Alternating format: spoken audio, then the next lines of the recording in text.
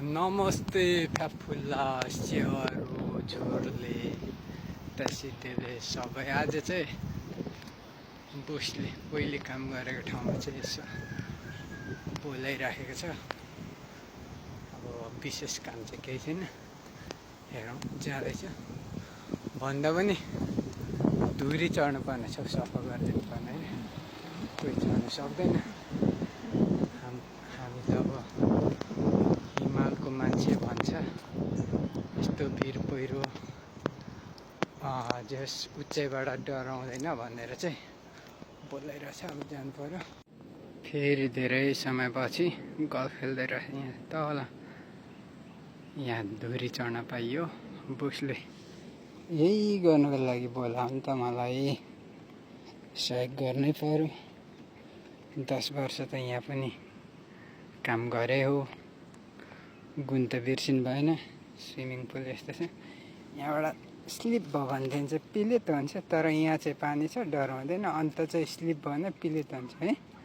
काम त रिक्स नै छ, तर पनि इट्स ओके।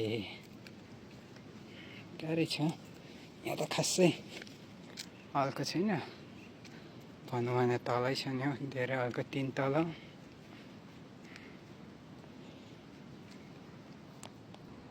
यो जति पनि क्यामेराले भेटाउँछ नि, एउटै मान्छेको सम्पत्ति हो यो।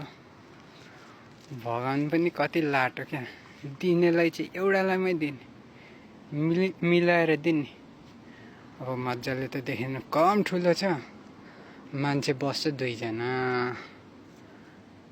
कत्रो दामी दामी घर छ।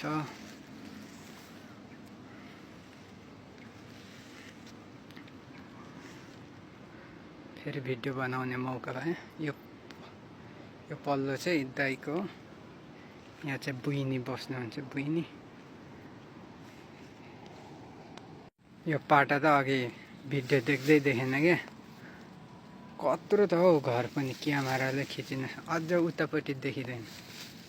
अनि एउटालाई मात्रै सम्पत्ति दिएर हुन्छ, एउटालाई मात्र होइन, यो भित्र देखिँदैन अलिक होचोमा। यो भित्र सबै यस्तै, कति धनी धनी। भगवानले पनि एउटालाई दिएको, हामीले पनि दिनु नि दया माया गरेर अलिकति भए नि।